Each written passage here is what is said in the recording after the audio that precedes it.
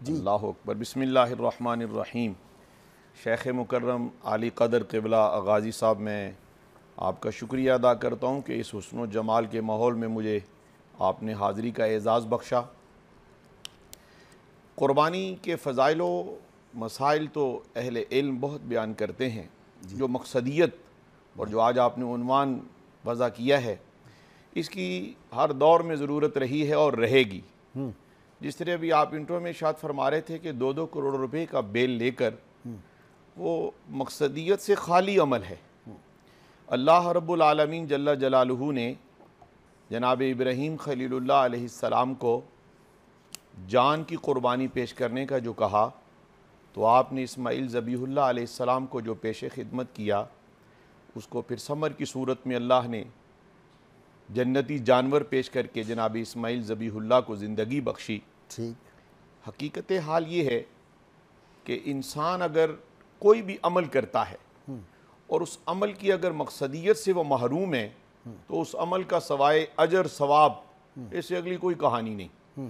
جس طرح ظاہری طور پر انسان نماز پڑھتا ہے اور قرآن کہہ رہے کہ یہ نماز برائی اور فحاشی سے روکتی ہے، جس بندے کی نماز اس کو فحاشی، برائی، جھوٹ، چغلی، غیبت سے نہ روکے، اس کا مقصد یہ ہے کہ اس نے عادت کی نماز تو پڑھی ہے، ثواب تو اللہ قادر ہے دے گا، اس کی روح سے خالی نماز ہے، اس نے وہ حق ادا نہیں کیا، اس نے وہ مقصد ملحوظ خاطر نہیں رکھا۔ اسی طرح جو قربانی کا مقصد ہے وہ قرآن نے بھی بیان کر دیا ہے، لن ینال اللہ لحومها ولا دماؤها ولکن ینالہ التقوی منکم۔ پتہ یہ چلا 2 کروڑ وہاں قبول نہیں، وہاں تو عجز و انکسار اور خلوص قبول ہے، وہاں تو اخلاص کی قربانی ہے، وہاں تو قربانی وہ ہے جو اس کی رضا پانے کے لیے ہے، جو اس کے قرب کے حصول کے لیے ہے۔ اور جہاں قرب کا حصول نہیں، مقصد نہیں، منزل نہیں، اور منزل کا پتہ ہی نہیں، جس طرح آپ نے بڑا خوبصورت عنوان یہ آج عنوان مرتب کیا ہے، تاکہ لوگوں کو یہ خبر ہو جائے کہ ہم نے 2 کروڑ یا 50 لاکھ یا لاکھ کا جو بکرا قربان کرنا ہے، اس کے پیچھے اس کے گلے پر چھری چلنے سے پہلے اللہ کی رضا پانے کے لیے خواہشات کی قربانی دے کر اور تمام برائیوں سے اجتناب کر کے اس کو پانے کا سفر طے کرنے کا نام قربانی ہے۔ سبحان اللہ۔ اور قربانی جس طرح اللہ کی رضا کا وسیلہ ہے، رحمت عالم صلی اللہ علیہ وسلم کا محبوب عمل بھی ہے۔ اچھا، جب محبت رسول صلی اللہ علیہ وسلم کا عنوان مرتب کیا جائے گا تو وہاں یہ بھی دیکھا جائے گا کہ محب اپنے محبوب کی محبت اور محب اپنے محبوب کی تعلیمات، محب اپنے محبوب کی ارشادات پر کتنا عمل کر رہا ہے، اور وہ ظاہراً عمل کر رہا ہے یا باطناً بھی عمل کر رہا ہے۔ ظاہراً عمل کی بات یہ ہے کہ رحمت دو عالم صلی اللہ علیہ وسلم آخری سانس تک آپ ہر سال 2 قربانیاں پیش کرتے تھے، 2 جانور پیش کرتے تھے، ایک اپنی جانب سے، اہل بیت کی جانب سے اور امت کی جانب سے۔ سبحان اللہ۔ اور پھر قربان جاؤں اس جملے پر اس سے اندازہ ہوگا کہ قربانی کے مقصدیت میں محبت کتنی ہے، اور یہ ہمارے نبی علیہ السلام کو یہ کتنا عمل محبوب ہے۔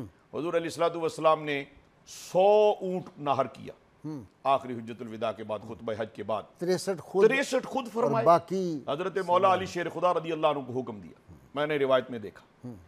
اچھا، پھر اب یہ ہے کہ اس کے بعد وصیت فرمائی حضرت مولا علی شیر خدا رضی اللہ عنہ کو، فرمایا پیارے علی المرتضی شیر خدا مشکل کشا رضی اللہ تعالیٰ عنہ، وصیت یہ ہے کہ میں نے ساری عمر 2 قربانیاں کی ہیں، اور آپ کو یہ وصیت ہے کہ آپ نے بھی 2 قربانیاں کرنی ہیں جتنی دیر آپ کی زندگی ہے، ایک میری جانب سے، ایک اپنی طرف سے۔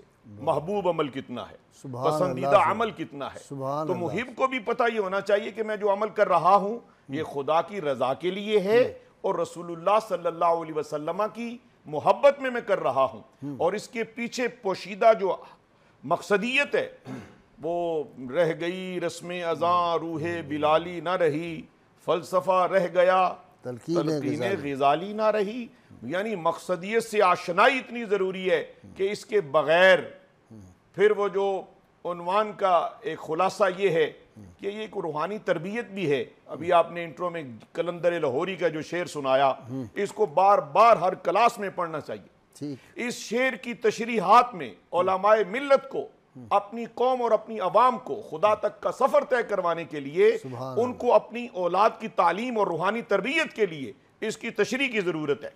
یہ فیضان نظر تھا یا کہ مکتب کی کرامت تھی، سکھائے کس نے اسماعیل کو آداب فرزندی۔ یہ مقصد ہے، وہ آداب فرزندی اور اللہ کی رضا پانے کا سفر اور حصول تقوی کا یہ سفر، اسے قربانی کہتے ہیں۔ سبحان اللہ، سبحان اللہ، سبحان اللہ۔ مرحبا۔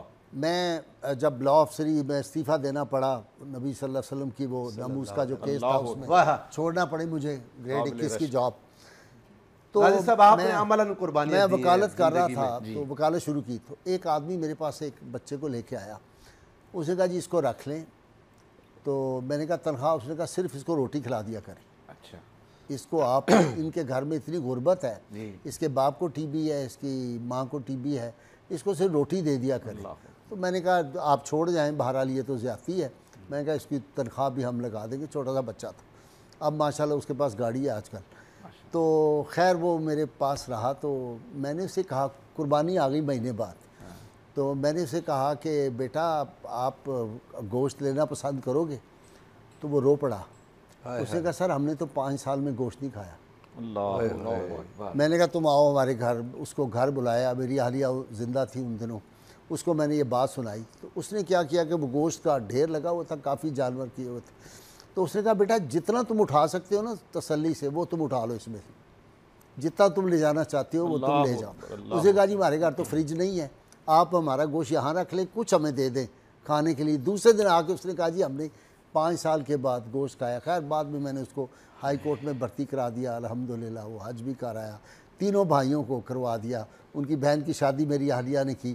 کہنے کا مطلب یہ ہے کہ 5 سال میں گوشت اس موقع کھایا۔ اس طرح کے کتنے خاندان اب بھی ہوں گے جن تک ہم پہنچ نہیں سکتے۔ جی ارشاد۔ خاندان ابھی بھی ایسے ہیں۔ قبلہ غازی صاحب دامت برکاتہم العالیہ، علامہ نے بڑا خوب کہا تھا کہ درد دل کے واسطے پیدا کیا انسان کو، ورنہ طاعت کے لیے کچھ کم نہ تھے کروبیاں۔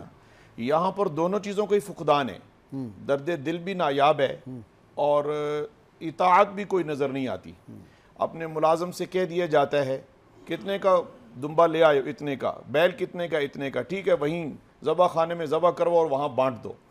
اصل میں آپ نے انٹرو میں بھی یہ فرمایا تھا کہ جس محبت سے جانور قربان کیا جائے گا اتنا ہی اجر ملے گا۔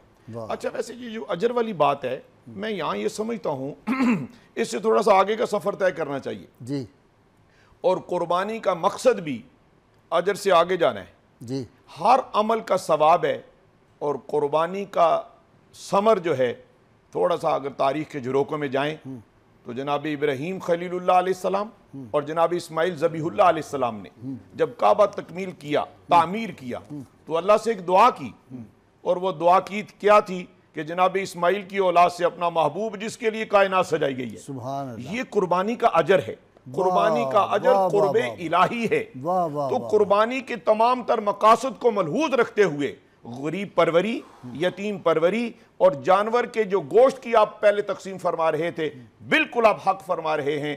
ہم اپنی پسند کو گھر میں رکھتے ہیں اور جو نہ پسند ہو اس کو کہتے ہیں کام والی سے یہ بانٹ آؤ۔ بہت شکریہ، جی ہاں، تھینک یو ویری مچ آپ کا بھی شکریہ پروفیسر۔ پروگرام کا وقت ختم ہو، مفتی صاحب آپ کو انشاءاللہ بلاتے رہیں گے، درخواست کرتے رہیں گے۔